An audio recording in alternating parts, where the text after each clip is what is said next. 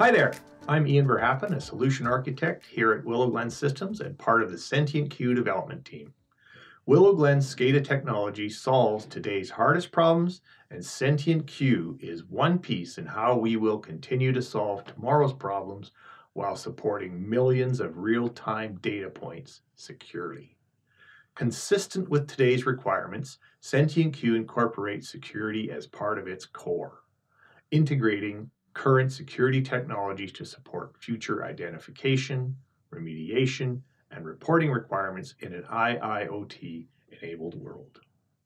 As will be shown in this short demonstration, Sentient Q takes security to the next level, integrating and blending security tools into the real-time operations by providing a flexible security response, real-time connectivity with cybersecurity systems, and a variable response system that is about more than just security. So when we arrive on shift, we obviously need to log in. The operator will log in with their username and password.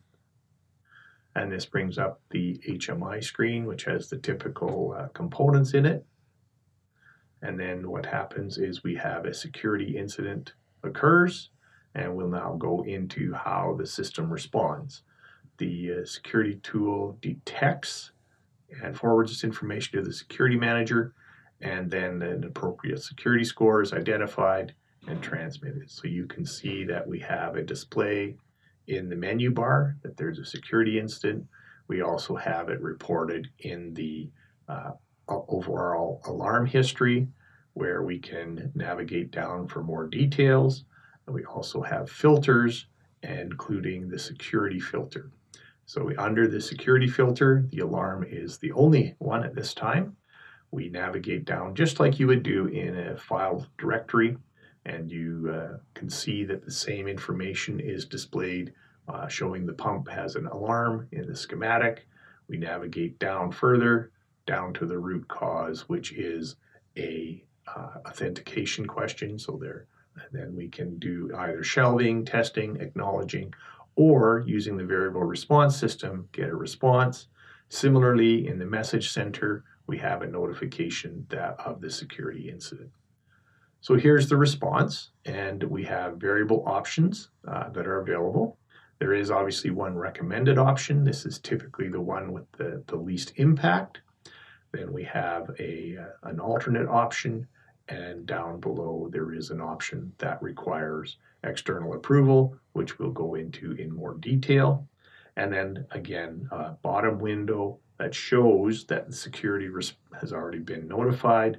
And this is the history window in which we capture all the steps that we're taking to resolve the problem. So let's start with the recommended option, which is to select the response. As soon as we select response, you notice that the other options are now grayed out and no longer available. And we have a process. So we have a guided process here where we can work through the 7 steps, just as you have a forward, a pause, and a reverse in your video. So the first thing is we start the sequence. Then the next thing we'll do is we will close the valve. And each of these steps can be associated with a tag and also the actual steps, right? Open the valve is stroking, the valve has now reached its limit, and then we've acknowledged that the valve has reached the state that we're ready to proceed to the next stage and continue through. We can also reverse, right? Undo a step and then continue back, and everything is recorded in the history. So let's just carry on and complete the final few steps in the failover of the pump and preparation of the next pump to being ready. And so now we can see we have 2 notifications. We can move the alarm to standby, and we also have a notice in the message center that that pump is isolated so that people are aware that it should not be used. So let's move the alarm to standby. We see then that we have the entire history. We can close that window because it's in standby, so the alarm is in the background. It's just not active while we're waiting for a response from an external party. As we see in the message center, that third party is the OT people. Okay, so the OT people have now resolved the networking problem. This change in status is captured and communicated by the security manager. Now the operator is then prompted that, hey, you can resolve this standby alarm, and then bring the response tool will guide the operator back to returning the system to availability so that it can be used as required. So there's our notification that the security incident is cleared and we're ready to return to service. So as we mentioned initially, or you saw initially, there were alternate ways to respond to an event. And so now we'll just have a look at how that might happen. So there's more than one alternative. And so this next sequence will demonstrate the interaction if that auxiliary approval level is required to proceed. So something that the shift supervisor would have to acknowledge. So once again, here we are at the security history, and we select an alternate response. This time we're selecting the isolate shutdown line response.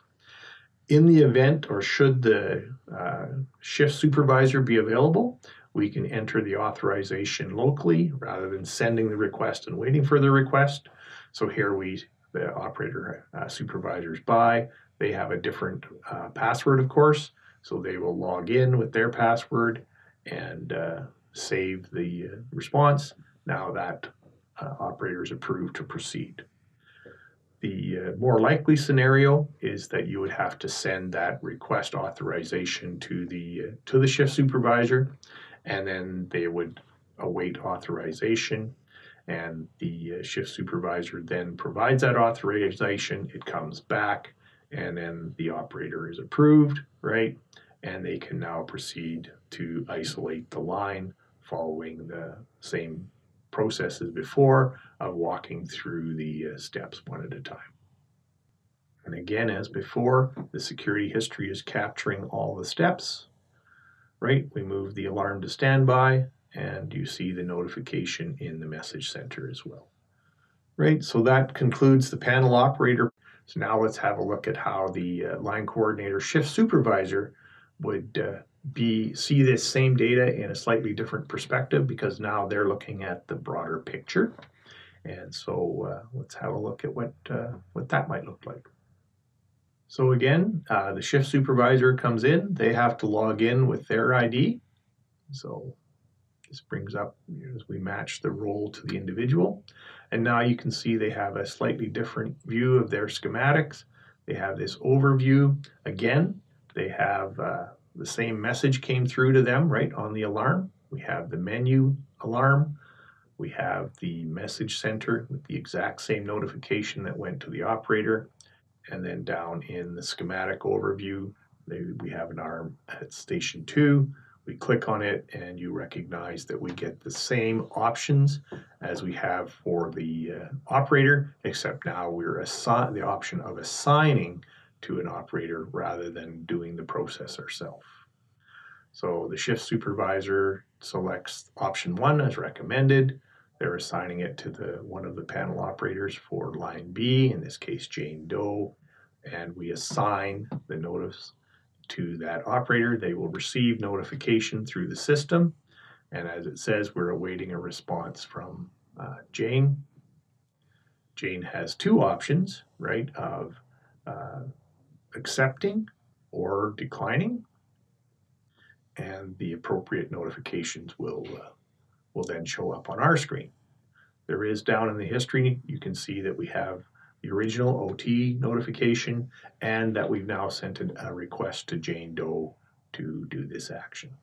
So Jane may, for some reason, such as maintenance underway that we're unaware of or just started, decline, and there's the notification to say that Jane has declined, in which case we would probably phone them to discuss why or which option. If Jane accepts the task, then we see that the task is in progress, and down in the security history, we can see the steps proceed as Jane works through the isolation process that we described earlier in the video. So the source of the incident has been resolved with the notification received from the OT department. We can do the same notification as we do with OT to other third-party systems such as maintenance and so forth. Once everything's up and running, the operator will get notification. And as before, though, the line coordinator can prompt the operator to respond in a timely fashion if they've not done so. So here we are. You can see that we can assign it again to Jane Doe, who just happens to be on shift again.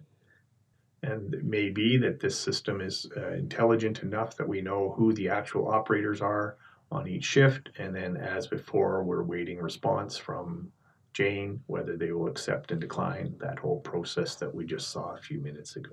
That concludes the variable response system and security manager demonstration. I hope this has provided you with some insight into the capabilities of SentientQ Security Manager and Variable Response System. Thank you for your time. Hopefully you can join us again for additional sessions and demonstrations of features of other SentientQ components.